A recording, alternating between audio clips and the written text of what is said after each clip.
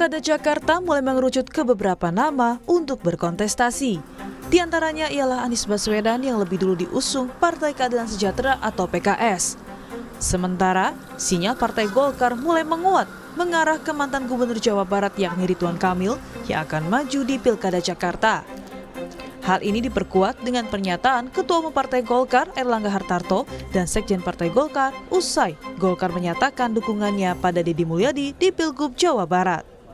Kemudian ada juga pertemuan antara calon Gubernur Jawa Barat, Saudara Deddy Mulyadi, dengan pengurus Golkar juga, antara lain Wakil Ketua Pak Ade Ginanjar. Jadi pembicaraan sudah sampai sana. Ya kan udah jelas kalau Jawa Barat begitu, Jakarta siapa masih nanya. Apalagi Jakartanya Kim Plus. OTW Jakarta jadi RK jadi benar. Mungkin video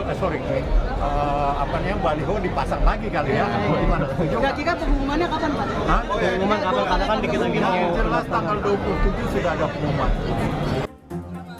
Menanggapi kabar tersebut, Anies Baswedan menyatakan ingin tetap fokus menyerap aspirasi warga Jakarta.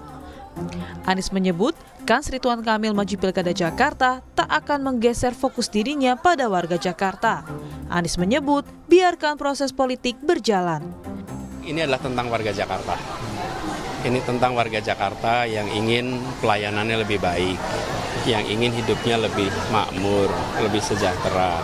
Jadi biarkan proses politik itu berjalan, tapi fokus saya tidak mau bergeser. Fokus saya tentang warga Jakarta. Ini kalau ketemu warga Jakarta nggak ada tuh yang tanya sama saya siapa pasangannya, siapa partainya, nggak ada yang tanya media. Sementara itu, kader PDI Perjuangan yang juga mantan Gubernur Jakarta, Basuki Cahayapurnama atau Ahok menyebut langkah Koalisi Indonesia Maju Plus atau KIM Plus luar biasa. KIM Plus bisa menggeser kandidat calon gubernur di Jawa Barat dan Jakarta. Nah itu kan artikan KIM Plusnya luar biasa dong. Saya kira ini luar biasa kan, karena hitungan orang waktu itu katanya saya nggak tahu lah. Calon Gerindra nggak mungkin menang di Jabar kalau ada RK nih. Tapi kalau sekarang RK ditarik, berarti calon Gerindra bisa menang. Saya nggak tahu bargainingnya seperti apa. Mungkin di Jakartanya kasih ke Golkar atau kasih ke siapa gitu loh. Nama-nama di Pilkada Jakarta sempat dirilis beragam lembaga survei. Salah satunya yang dilakukan Survei Indikator Politik Indonesia yang merilis 3 nama menempati posisi teratas di Pilkada Jakarta. Survei yang dilakukan pada 18 hingga 26 Juni 2024 terhadap 800 responden menempatkan nama Anies Baswedan di posisi pertama dengan perolehan sekitar 39,7%. Lalu di posisi kedua, yaitu Basuki Cahayapurnama atau Ahok dengan perolehan 23,8%. Dan posisi ketiga, yaitu mantan Gubernur Jawa Barat Ridwan Kamil dengan perolehan 13,1%. Kini, kontestasi di Pilkada mendatang tak hanya menyoal elektabilitas dan popularitas yang harus diperhitungkan. Faktor koalisi pendukung dan pasangan pun menjadi menarik demi merebut suara warga Jakarta. Tim Liputan Kompas TV. Kontestasi Pilkada Jakarta makin memanas karena sejumlah nama sudah mulai mengerucut. Terbaru sinyal Partai Golkar yang menyebut Ridwan Kamil on the way Jakarta pasca mengusung Deddy Mulyadi di Pilgub Jawa Barat. Akankah Ridwan Kamil mampu menjadi pesaing Anies Baswedan yang lebih dulu diusung oleh Partai Keadilan Sejahtera? Lalu seberapa besar juga pengaruh pasangan yang akan mendampingi nama-nama ini untuk meraup elektabilitas di Jakarta? Kita ulas bersama sejumlah narasumber yang juga sudah bergabung melalui sambungan virtual. Ada juru bicara Partai Keadilan Sejahtera Pipin Sofian, lalu juga Wakil Ketua Umum Partai Golkar Ahmad Doli Kurnia dan Direktur Eksekutif Parameter Politik Indonesia Adi Prayitno. Selamat pagi Bapak-Bapak. Selamat pagi, Assalamualaikum. Waalaikumsalam warahmatullahi wabarakatuh. Saya ke Pak Doli dulu deh nih. Golkar kan sudah dipastikan katanya kalau memang Deddy Mulyadi yang diusung di Jawa Barat begitu, RK ya siapa lagi kalau nggak RK, kalau kata Pak Erlangga nggak usah ditanya lagi katanya. Ini jadi sudah sepertinya sudah dipastikan maju di Pilkada Jakarta. Bagaimana hitung-hitungannya Pak Doli?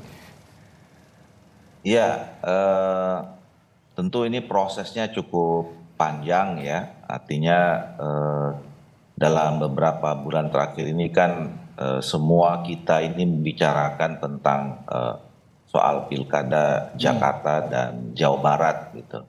Dan dalam 2-3 minggu terakhir ini kami di Partai Golkar bersama dengan teman-teman di partai politik yang tergabung dalam Koalisi Indonesia Maju di berbagai level ya, dimulai dari teman-teman Jawa Barat yang intensif dengan teman-teman Golkar maksudnya, dengan teman-teman Gerindra dan partai lain, juga teman Jakarta, terus kemudian di level DPP.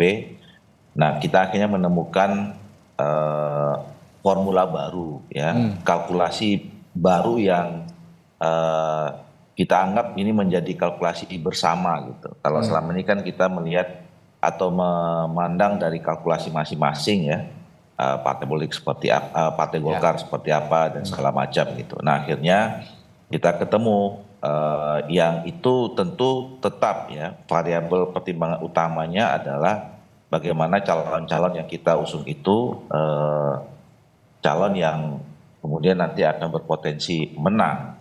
Nah, yang kedua tentu hitungannya adalah bahwa kita tentu juga harus menjaga ya bagaimana Koalisi Indonesia Maju ini tetap bisa bersama, karena soliditas, kemudian komunikasi yang baik untuk membangun atau menjalankan pemerintah 5 tahun yang akan datang ini menjadi penting. Apalagi nanti kemudian kan harus ada sinergi antara pemerintah pusat, pemerintah daerah, sampai kabupaten kota itu ya dalam 5 tahun ke depan. Ini yang juga menjadi pertimbangan utama. Oke, artinya upaya Kim Plus di berbagai pilkada, terutama di Pulau Jawa ini akhirnya satu lagi terwujud nih, dipastikan di Jakarta begitu ya, Pak Doli ya? Ya, mudah-mudahan. Jadi yang pasti kan kita sudah mengumumkan bahwa Golkar akan berikan dukungan kepada Saudara Deddy Mulyadi di Jawa Barat. Nah, itu berkonsekuensi bahwa Ridwan Kamil yang selama ini kita kasih surat tugas ada 2 di Jawa Barat dan Jakarta, maka otomatis kan surat tugas itu yang valid sekarang cuma Jakarta. Nah, tinggal kita akan mencari waktu yang tepat ya. Akan ada lagi pertemuan yang mematangkan ya, antara ketua umum kami dengan Pak Prabowo, mungkin juga dengan ketua umum partai politik yang lain, dan juga menunggu kemungkinan ya kita akan bekerja sama juga dengan partai politik yang lain di luar Koalisi Indonesia Maju selama ini yang kita sebut nanti akan terbentuk Koalisi Indonesia Maju Plus. Oke. Kang Pipin, kalau tadi Pak Anies bilang warga Jakarta katanya nggak pernah nanya tuh ke saya siapa wakilnya, diusung oleh partai mana gitu. Tapi kan PKS ini sudah deklarasi lah terlebih dahulu dan mengedepankan nama Pak Sohibul Iman ya untuk jadi wakilnya Pak Anies Baswedan. Tetap dengan kader partai Anda nanti di Pilkada Jakarta atau ada komposisi yang baru? Yang pertama saya harus menyampaikan dulu ya, menghormati pilihan Kim ya, termasuk Golkar, Pak Doli yang sudah memutuskan siapa yang akan ke Jakarta, salah satunya Kang Emil ya. Tentu kami menghormati dari PKS William Sumping di Jakarta ya, dan kami di PKS sampai saat ini memang masih memperjuangkan agar Anies Sohibul Iman ini bisa berlayar, dan tentu ikhtiar kami ini adalah karena melihat potensi kemenangan ke depan ya, melihat dari elektabilitas Pak Anies, rekam jejak dan yang lainnya. Tapi kami itu punya kebijakan ya ke depan ketika apakah ini bisa berlayar atau tidak. Dan kami sebetulnya sudah memberikan tugas kepada Mas Anies Baswedan untuk melengkapi tiket yang kami sudah miliki 18 kursi, tinggal 4 kursi supaya bisa berlayar. Dan waktu yang kami berikan sebetulnya kemarin sudah kami berikan deadline, dan kemudian nanti kami akan rapatkan kembali ya. Kalau dalam permainan bola kan juga ada tambahan waktu ya, bahwa kalau misalnya sudah mau habis maka bisa ada tambahan waktu, dan tentu kami akan pertimbangkan opsi mana yang akan dilakukan ke depan. Dan memang Mas Anies sampai sekarang juga belum pernah menyebut Pak Sohibul Iman ya di media secara terbuka ya. Meskipun di belakang layar sebetulnya sudah menyampaikan, sudah ada diskusi ke depan. Jadi sekali lagi kalau bagi kami insya Allah kami akan berikhtiar semaksimal mungkin supaya aman ini berlayar, tapi kami juga meminta keseriusan Mas Anies untuk menggenapkan kursi di Jakarta sehingga Anies Sohibul Iman ini bisa berlayar. Oke. Nah, bagaimana dengan kalkulasi PKS sendiri? Kalau saya tanya soal kalkulasi sosok dulu, karena di beberapa hasil lembaga survei termasuk Litbang Kompas bulan lalu, ini Anies memang masih teratas, dan yang terbaru ada indikator politik juga masih tetap teratas. Tapi ada juga warga ataupun responden yang cukup besar menjawab tidak tahu atau tidak menjawab bahkan sama sekali. Nah, potensi kekosongan atau wait and see-nya para warga Jakarta yang jadi responden berbagai lembaga survei ini, bagaimana kalkulasinya sejauh ini, Kang Pipin? Ya tentu kami selalu berhitung ya bahwa memang Mas Anies secara elektabilitas tinggi, tetapi yang tentu yang kami khawatirkan sebagaimana terjadi di beberapa pilkada, bahwa ada tokoh yang di satu daerah elektabilitasnya tinggi, tetapi memiliki akseptabilitas yang rendah di kalangan elit, sehingga dia tidak bisa berlayar. Sebetulnya itu kami tidak menghendaki ada sudden death kebijakan ya. Kami belajar dari beberapa kasus pilkada sebelumnya, sehingga misalnya kita tidak punya pilihan tokoh siapa yang akan diusung kalau misalnya menjelang pendaftaran. Nah, bagi kami sampai saat ini yang kita ikhtiarkan, mudah-mudahan waktu yang kita berikan kepada Mas Anies untuk melengkapi tiket itu adalah satu kebijaksanaan dari pimpinan PKS untuk kita ingin betul-betul Mas Anies ini bisa berlayar, tetapi kami juga punya waktu yang berharap cukup untuk menentukan dan mensosialisasikan pasangan ke depan. Jadi sekarang sebetulnya bolanya ada di Mas Anies ya. Kami ingin melihat keseriusan Mas Anies ke depan seperti apa supaya aman ini bisa berlayar. Oke, saya yakin Mas Anies juga nonton pagi hari ini untuk mewujudkan keseriusannya beliau untuk maju di Pilkada Jakarta dinanti keputusannya oleh PKS. Mas Adi, RK versus Anies jika memang terwujud menjadi lawan yang imbang? Ya, saya kira pasti akan menarik ya kalau ini terjadi head to head antara Ridwan Kamil dan Anies Baswedan.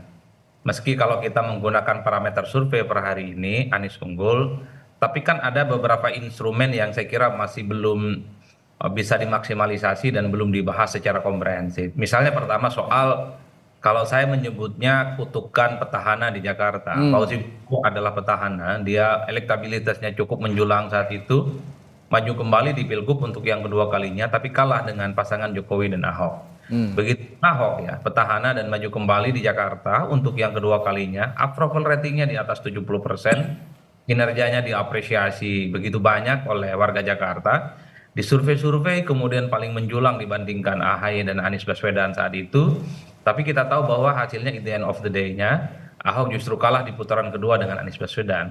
Bukan mungkin di Jakarta ini akan terjadi kutukan petahana yang ketiga kalinya pada Anies Baswedan misalnya. Karena memang per hari ini untuk ukuran petahana dan mantan calon presiden yang pernah bertarung di Pilpres 2024 kan elektabilitas Anies ini belum mencapai angka psikologis yang bisa disebut bisa mengunci kemenangan dalam pilkada. Jadi hal ini yang menurut saya cukup mungkin bisa dikapitalisasi kalau memang RK itu akan bertanding di Jakarta melawan Anies Baswedan.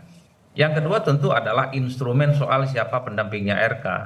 Ada pendamping yang tentu saja bukan hanya sebatas untuk melengkapi syarat administratif, tapi harus mampu dijamin memberikan faedah elektoral supaya elektabilitas LK yang trennya sebenarnya positif gitu ya, bisa didongkrak oleh wakil yang sebenarnya dalam banyak hal bisa menutup celah dan lubang yang selama ini dimiliki oleh Ridwan Kamil. Misalnya salah satu di kalangan pemilih-pemilih Islam yang saya kira memang afiliasinya ke Anies Baswedan. Termasuk yang terakhir bagi saya adalah bagaimana mengamplifikasi mesin politik secara maksimal yang dimiliki oleh Kim. Apapun judulnya, di Pilpres 2024 ini Kim menang di Jakarta melawan Anies Baswedan. Kalau 3 instrumen ini dimaksimalkan, saya kira bukan tidak mungkin dalam hitungan beberapa bulan ke depan RK akan mampu membalik keadaan. Jadi kan di situ konteksnya, Radit. Oke, nah ini Anda sebut soal kutukan petahana, ini menarik. Memang fakta-faktanya di pilkada-pilkada Jakarta sebelumnya begitu. Tapi yang ingin saya tanyakan, variabel yang mungkin menjadi penguat untuk Anies Baswedan terkena kutukan petahana itu apa sebenarnya? Ya, per hari ini sebenarnya belum ada partai politik yang confirm 100% kepada Anies untuk memberikan tiket politiknya. PKS dulu diyakini sebagai partai yang cinta buta ke Anies, yang seakan-akan tidak bisa mengubah pilihan politiknya. Tapi kalau mendengar statementnya Kang Pipin tadi, Anies juga dikasih deadline. Kalau tidak segera mengumumkan apakah Sohibul Iman akan jadi wakil atau menggenapi kursi untuk mendaftarkan diri ke KPU Jakarta, bukan tidak mungkin PKS ini akan angkat kaki gitu ya dari Anies. Kalau kita melihat hampir separuh kekuatan politik Anies itu ada di PKS. Dan tidak bisa dibantah. Termasuk misalnya Nasdem beberapa waktu yang lalu Ahmad Sahroni menyebut bukan tidak mungkin Nasdem juga akan mencabut dukungan politiknya di pilkada. Kalau PKB jangan tanya, kelihatan mulai tidak happy kan dengan pasangan Anies dan Sohibul Iman sejak lama. Jadi ini adalah instrumen yang menurut saya bisa menjadi Anies tidak terlampau kuat kembali di Jakarta. Dan yang paling penting sebenarnya Radi, Anies kan belakangan ini sangat kesulitan sekali sebenarnya bagaimana meyakinkan partai-partai untuk mendapatkan tiket itu. Apalagi misalnya di tengah isu dan narasi yang semakin kuat bahwa sangat mungkin di Jakarta akan ada yang disebut dengan Kim Plus. Nah, kalau bicara tentang Kim Plus, PKS masuk di situ. Nasdem masuk di situ, kemudian PKB masuk di situ. Meski kita tidak pernah tahu siapa yang sebenarnya akan paling duluan dari Anies Baswedan di antara 3 partai itu. Oke, ini Kang Pipin sudah dihadir di studio. Lagi Kang Pipin. Terima kasih Mas Radi. Oke, kalau tadi kata Mas Adi ketukan petahananya faktornya ada di PKS katanya. Bisa saja cabut gitu. Tapi kalau memang melihat beberapa momen ke belakang ya, belum jauh sebenarnya momennya. Ketika Presiden Anda, Presiden PKS Pak Ahmad Saiku di depan Prabowo Subianto, Presiden terpilih mengatakan ajak-ajak kami dong dalam koalisi. Ini juga kan ada mungkin saja ada sentimen ketika di depan Bang Dasko waktu itu. Oke, ada Bang Dasko juga. Dan itu mungkin saja ada sentimen ketika partai Anda mengusung Anies Baswedan di Pilkada Jakarta, ketika Anda juga partai Anda juga ingin diajak berkoalisi. Apakah itu yang dimaksud dengan kutukan petahana nantinya untuk Anies Baswedan? Jadi kalau kita melihat, ya kita sih tidak mengenal itu ya, dikutuk mengutuk tidak bagus Bang Adi. Tapi bagi kami begini, kami ini partai yang rasional ya, bahwa pilkada, pilpres kita targetnya menang dan bisa berkontribusi untuk masyarakat. Agenda-agenda untuk perbaikan masyarakat, termasuk di Jakarta ini menjadi salah satu target. Dan kita sudah menunjukkan itikat keseriusan kita untuk mengusung Pak Anies Baswedan di Pilkada Jakarta ini. Dengan memasangkan Pak Sohibul Iman sebagai sosok yang tokoh PKS yang cukup sentral, kredibilitas, kapasitas, dan akseptabilitasnya cukup tinggi, dan kita berusaha bahwa ini bisa terjadi. Dalam pilkada saya harus sampaikan lagi bahwa yang diminta untuk menggenapkan kursi itu adalah calon kepala daerahnya. Jadi bukan partainya, wow kita harus cari gitu. Ya kita bisa memperjuangkan itu, tapi tokoh sentral dalam pilkada ini adalah calonnya itu. Calonnya inilah yang harus mengikhtiarkan gitu.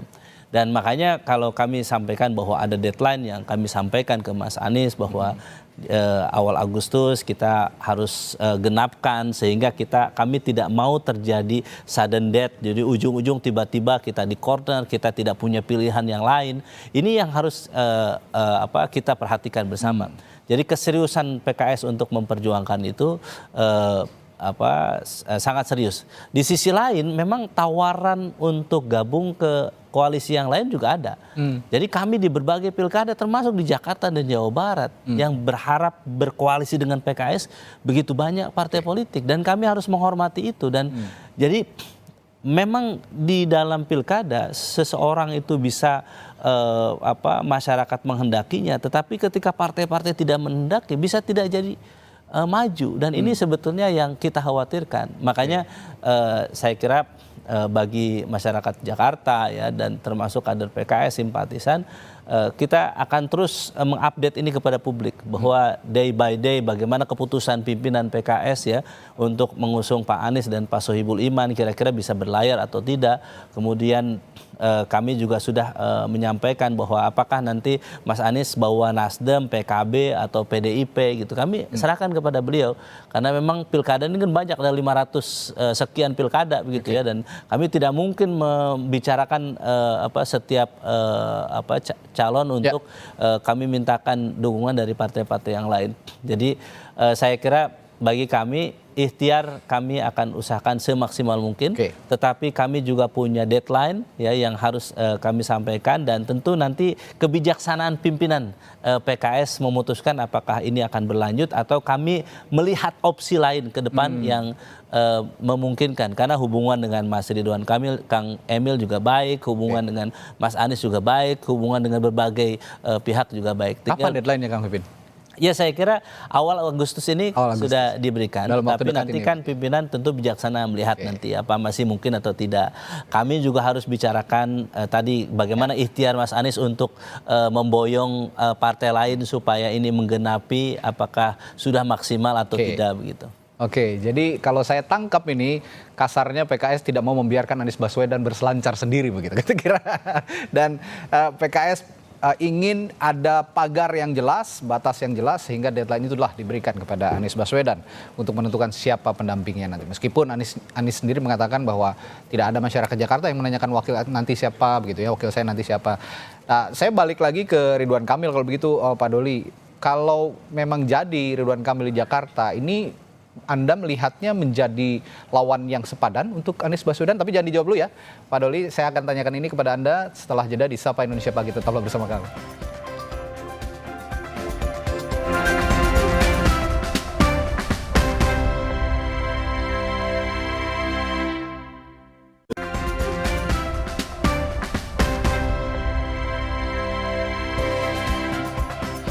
Sebelum jeda tadi saya tanyakan ke Wakil Ketua Umum Partai Golkar Pak Ahmad Doli Kurnia. Pak Doli, kalau RK memang manggung di Jakarta akhirnya, apakah bisa jadi lawan sepadan menurut Anda di Pilkada Jakarta untuk Anies Baswedan nanti?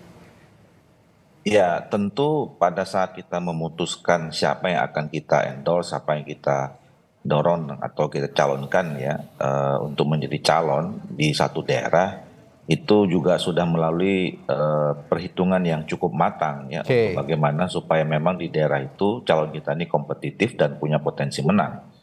Ya, jadi itu semua sudah dikaji secara mendalam dan kita sudah siap dengan strategi khusus ya, karena memang selama ini semua kita kan menduga-duga ya, pada akhirnya apa yang akan diputuskan oleh Golkar, apa yang diputuskan oleh Koalisi Indonesia Maju, khusus di Jakarta dan di Jawa Barat. Nah, tentu dengan adanya putusan ini, semua tadi termasuk pertanyaan apakah kita memang nanti akan berpeluang untuk menang sudah kita kaji, dan ketika kita mendorong seseorang, kita memang sudah sampai pada keyakinan bahwa calon yang akan kita usung ini adalah calon yang punya potensi menang. Oke, nah kalau menilik beberapa waktu ke belakang, sebenarnya kan nama Yusuf Hamka sebelum Ridwan Kamil ini muncul sebenarnya di Pilkada Jakarta untuk diusung, tapi jadi bakal calon wakil gubernur. Nah, apakah dengan munculnya RK ke Jakarta nantinya untuk jadi calon gubernur, nama Babah Alun ini masih tetap diusung untuk menjadi pendamping RK atau memang ada nama yang lain? Ya, waktu itu kan kita membicarakan ya kemungkinan-kemungkinan. Ya.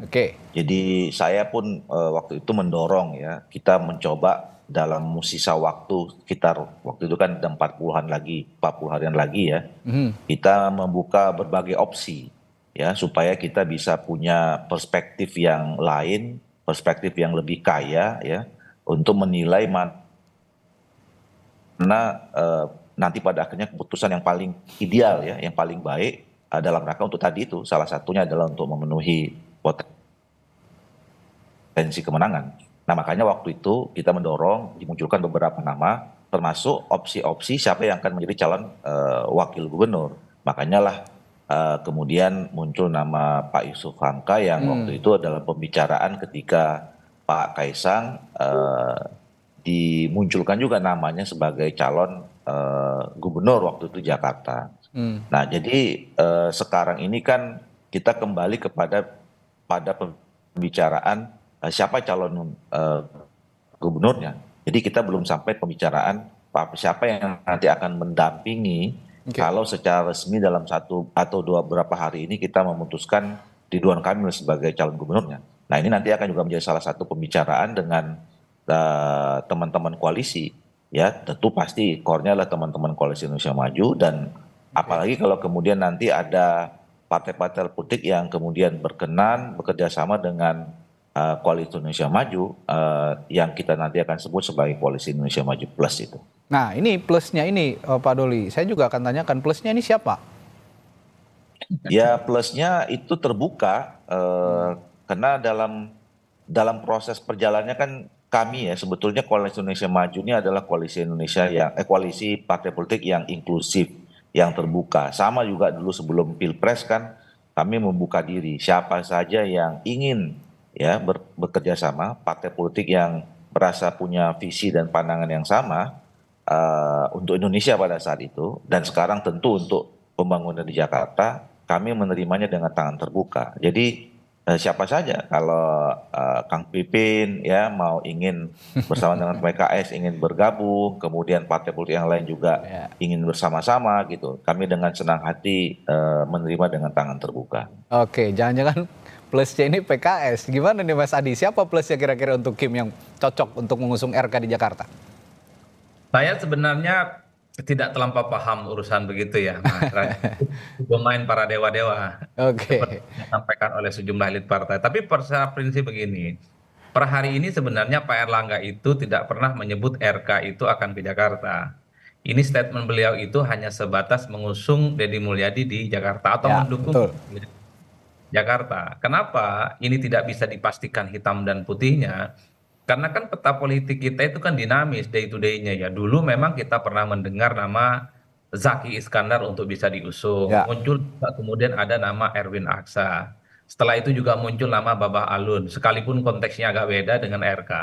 Babah Alun ini kan dimunculkan supaya tak ada lagi misalnya dalam tanda kutip memaksa Ridwan Kamil maju di Jakarta. Tapi kemarin ketika Pak Deddy Mulyadi kemudian disebut oleh Erlangga Hartarto untuk di Jawa Barat, ini seakan-akan pola pikir masyarakat secara umum otomatis mengaitkan Ridwan Kamil dengan Jakarta. Padahal Bang Doli sekalipun per hari ini saya tidak mendengar RK itu akan di Jakarta, atau OTW ke Jakarta akan menjadi suatu hal yang dia realisasikan dalam waktu yang dekat. Oleh karena itu, bagi saya ini adalah komunikasi politik yang saya kira akan dicoba untuk disampaikan kepada publik bahwa kalau memang Deddy Mulyadi itu di Jawa Barat, maka sangat mungkin RK itu akan di Jakarta ya. Tapi ini belum terucap secara tuntas sebenarnya, sehingga saya pun sebenarnya belum terlampau hakul yakin bahwa RK itu secara definitif akan 100% misalnya diputuskan untuk maju dalam Pilgub Jakarta. Meski dibandingkan dengan nama-nama lain, LK itu jauh lebih kompetitif dan reliable tentu saja jika diusung untuk berkompetisi melawan Anies Baswedan. Jadi inilah yang saya kira peta politiknya dinamis. Nah, di luar Kim, saya kira per hari ini sekalipun pernyataan Kang Pipin ini kan mengkonfirmasi bahwa sebenarnya PKS belum hampir 100% kan dukungan. Belum absolut ya.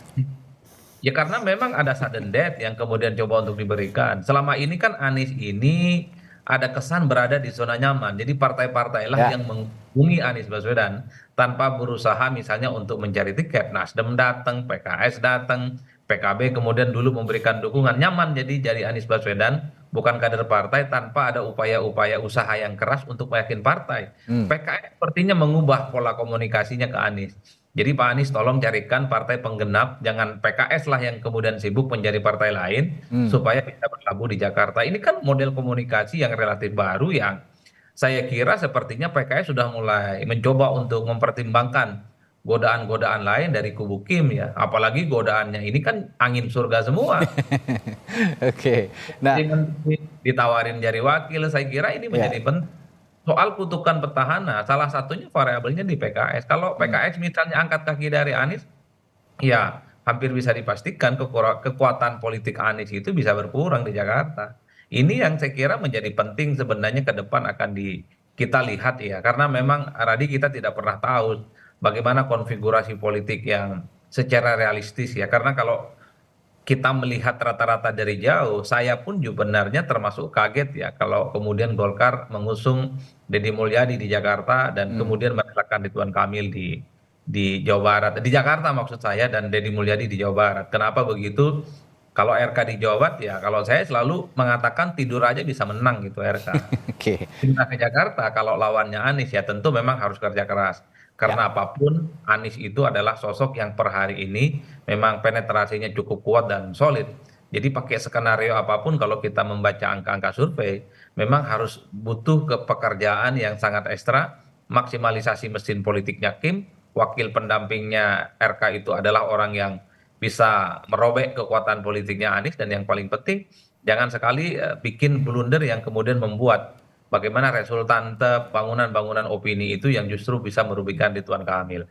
Karena Anies Baswedan itu tinggal 1 ataupun 2 langkah lagi secara angka-angka statistik sudah bisa menggenapi angka psikologi politik kemenangan. Tapi tinggal akan kita uji sebenarnya siapa yang paling kuat. Tapi saya meyakini bahwa kutukan petahana itu juga akan masih berlaku di berbagai tempat, termasuk di Jakarta. Apakah Anies Baswedan mampu mempertahankan itu ataupun tidak? Tentu faktor dukungan, faktor elektabilitas, dan wakil yang dipilih bisa menjadi faktor determinan yang bisa menentukan segala-galanya. Oke, apa yang membuat pola komunikasi berubah, Kang Pipin? Kalau biasanya partai politik mencari sendiri partai koalisinya untuk bergabung dalam suatu kontestasi, termasuk pilkada, tapi kali ini kok Mas Anies sendiri yang diminta untuk mencari partai politik lain untuk bergabung selain calon wakilnya. Mas Radi, Presiden PKS Pak Ahmad Syaihu ketemu langsung Pak Surya Paloh untuk mengajukan nama Anies Sohibul Iman. Pak Presiden PKS Pak Ahmad Syaihu datang langsung ke Harlah PKB, menyampaikan pantun kepada Gus Imin untuk mendukung Anies Sohibul Iman. Artinya tidak ada yang berubah sebenarnya ya? Dan kemudian saat ini kami lagi membangun, kalau misalnya Nasdem dan PKB tidak membuka itu ya, kemudian kita berikhtiar ke PDIP untuk bagaimana mungkin nggak ini terjadi. Jadi saya ingin menjelaskan bahwa keseriusan kami untuk mengusung Mas Anies ini sudah dilakukan semaksimal mungkin dilakukan oleh PKS. Tapi kami harus rasional ketika PKS tidak punya kemewahan pilihan, hanya 18, kurang 4 kursi. Ini 4 kursi, ada kurang lebih 8-9 partai di DKI yang bisa mengajukan calon, punya kursi. Dan sebetulnya ya tinggal nanti bagaimana ikhtiarnya Mas Anies. Jadi kalau kita lihat apakah memang Mas Anies bisa meyakinkan yang lain untuk supaya bisa berlayar, atau memang ini memang tidak bisa berlayar. Kalau misalnya akhirnya keputusannya di akhir, ya, dan kemudian tiba-tiba kita tidak punya pilihan, lah ini kerugian besar bagi kami PKS. Kami partai pemenang, punya kader-kader terbaik yang bisa memimpin Jakarta. Terus kemudian karena pilihan politik ini tidak banyak, akhirnya kami tersudut sehingga kami tidak bisa mencalonkan. Ini sudah terjadi di mana-mana. Dan ini yang tidak kami inginkan di Jakarta. Makanya kami akan mencari opsi lain. Kalau misalnya ini tidak bisa berlayar, tentu opsi lainnya adalah ya kita akan cari bagaimana caranya tetap pilihannya adalah kader PKS bisa maju, bisa memberikan kontribusi yang terbaik buat warga Jakarta. Jadi dan sekarang sampai saat ini memang kami juga dari kader PKS ada yang menanyakan kok Pak Anies belum menyampaikan menyebut nama Pak Sohibul Iman secara khusus di media tentang apakah beliau berkenan atau tidak misalnya. Itu juga ada pertanyaan-pertanyaan itu, apakah memang beliau berkenan atau tidak misalnya. Jadi saya kira ini menjadi PR bagi kita ya, bahwa PKS ingin yang terbaik bagi warga Jakarta sebagai pemenang pemilu ya, dan tentu ini Jakarta tidak hanya isu Jakarta, isu nasional sebetulnya. PKS benar nggak serius mau memperjuangkan Anies Baswedan? Kami harus sampaikan, saya sebagai jubir PKS, bahwa ikhtiar itu sudah sedari awal beberapa bulan yang lalu, bahkan sudah diberikan kesempatan, dan ini adalah bagi kita memang tidak bisa nyantai-nyantai. Para calon kepala daerah datang ke kantor-kantor partai, termasuk ke PKS, untuk memastikan dapat nggak rekom tuh. Dan itu memang ikhtiar yang harus dilakukan oleh masing-masing kepala daerah, bahwa dia nanti akan mendapatkan tiket itu. Dalam rangka ikhtiar, PDI Perjuangan gimana? Ya saya kira pagi tadi saja saya sudah komunikasi ya, telepon. Gimana Bang, kira-kira bisa nggak kita berlayar? Memang ada opsi bagi kami, misalnya dengan PDIP, misalnya kita tawarkan kalau misalnya PDIP dukung PKS di Jakarta misalnya, Anies Sohibul Iman, kami bisa opsi misalnya di Jawa Tengah dukung PDIP misalnya. Jadi sebetulnya di pilkada ini sangat memungkinkan. Tinggal bagaimana apakah memang di DKI tawar-menawar ini bisa terjadi atau tidak misalnya. Termasuk misalnya di Sumut misalnya. Tapi akhirnya kemudian tidak terjadi itu. Jadi opsi-opsi itu tentu kita akan lakukan, dan saya ingin secara terbuka ya bahwa politik PKS ini saya kira supaya bisa dipahami. Jangan tiba-tiba ujung-ujungnya nanti PKS yang selalu dipersalahkan. Oh, PKS tidak serius memperjuangkan Pak Anies di Jakarta. Enggak, saya kira bagi PKS opsi itu masih banyak. Kita sudah berikhtiar. Ketika ada kesempatan kita untuk membangun hubungan dengan partai yang lain, termasuk dengan Bang Doli, saya kira ya itu juga akan menjadi pertimbangan bagi PKS. Dan sampai saat ini saya harus sampaikan bahwa per hari ini pimpinan PKS masih ingin memperjuangkan aman ini bisa berlayar. Tinggal bagaimana ke depan kita akan lihat ya deadline yang sudah diberikan kepada Mas Anies untuk bisa membawa tambahan tiket. Cukup 4 saja sebetulnya, bawa 4 tiket sehingga ini bisa berlayar. Pak Doli, saya pastikan juga bahwa Ridwan Kamil ini sudah terkonsolidasikan dengan baik dengan Kim di Pilkada Jakarta ya Pak Doli ya? Ya, insya Allah, karena itu yang menjadi salah satu pertimbangan ya. Kenapa selama ini kita belum memutuskan ya, yang waktu itu kecenderungannya memang Ridwan Kamil ke Jawa Barat, karena kita mempertimbangkan hubungan komunikasi kita atau kesepakatan kita bahwa Golkar bersama teman-teman partai politik lain dalam Koalisi Indonesia Maju ini harus tetap bisa bersama-sama menghadapi agenda politik apapun selama 5 tahun ke depan, termasuk pilkada. Nah, itu tadi saya katakan dalam waktu 3 minggu dan intensif seminggu terakhir ini, kita terus melakukan komunikasi, melakukan kajian bersama dengan teman-teman di Koalisi Indonesia Maju, sampailah pada keputusan yang sekarang disampaikan bahwa kita sudah putuskan, ya Golkar sudah memutuskan akan mencalonkan Saudara Deddy Mulyadi di Jawa Barat, dan dengan seperti itu, nah tinggal tiket yang selama ini Golkar kasih ke Ridwan Kamil, yang tadinya 2, Jawa Barat dan Jakarta, kan otomatis Jawa Barat sudah invalid, karena memang tiketnya sudah kita kasih ke Deddy Mulyadi. Maka cuma tinggal ada 1 tiket di Jakarta buat Ridwan Kamil. Ya, ini yang sekarang dalam proses pematangan kembali dengan teman-teman di Koalisi Indonesia Maju, yang juga kita masih menunggu kemungkinan ada teman-teman partai politik tambahan lain yang akan bisa membangun kerjasama dengan kami.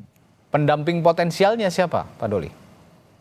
Yaitu, itu nanti akan termasuk dibicarakan. Karena kan begini, ini kan harus bertahap ya. Kita dalam membicarakan satu paket lengkap di pilkada ini kan harus satu-satu. Yang penting pertama kali adalah fix dulu, disepakati siapa calon kepala daerahnya. Baru kemudian kita hitung-hitungan untuk memberikan kemenangan kepada calon yang kita akan usung ini, siapa partai politik pendukungnya, dan termasuk siapa pasangan yang akan kita sandingkan nanti berdasarkan kesepakatan dengan partai-partai politik pengusung. Nah, makanya ini sekarang tahapnya adalah bagaimana supaya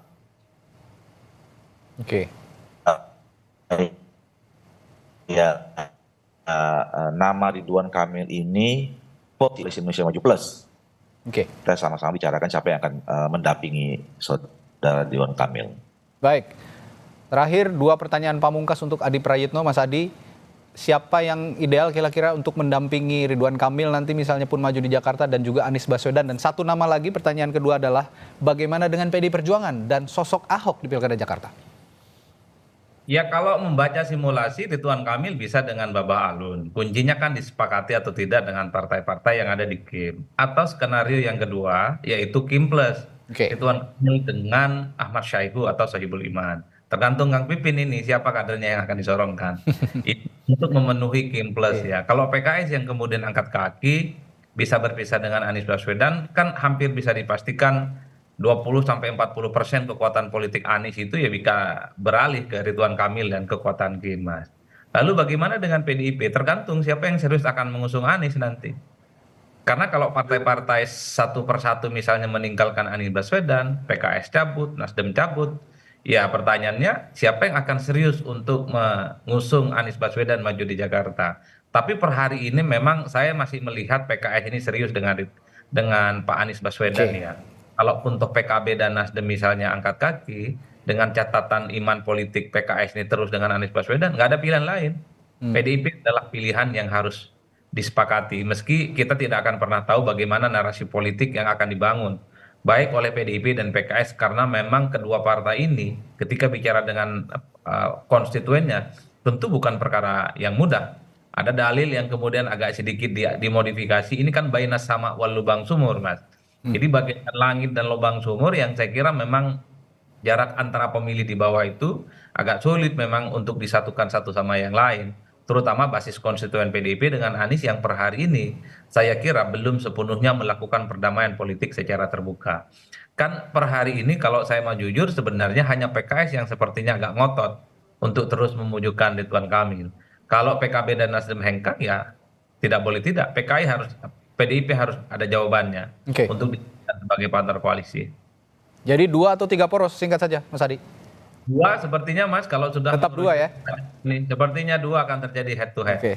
Baik, ini menarik, saking dinamisnya, saking cairnya Pilkada Jakarta ini sulit sekali ditebak oleh publik. Bahkan PKS pun sepertinya yang sudah mengusung Anies Baswedan, kalau menurut beberapa analisis dari Mas Adi tadi, meskipun iman politiknya masih ke Mas Anies, bisa saja ada kemungkinan-kemungkinan lain, terutama dalam komposisi pengusungan dalam koalisi partai politik. Kita akan nantikan bersama, masih ada beberapa waktu untuk mengusung atau mendaftarkan calon di Pilkada Jakarta. Tentu saja menarik untuk terus kita simak. Terima kasih juru bicara PKS, Kang Pipin Sopian, lalu Wakil Ketua Umum Partai Golkar Ahmad Doli Kurnia, dan Direktur Eksekutif Parameter Politik Indonesia Adi Praitno telah bergabung bersama kami di Sapa Indonesia pagi hari ini. Terima kasih, sehat selalu Bapak-Bapak. Assalamualaikum.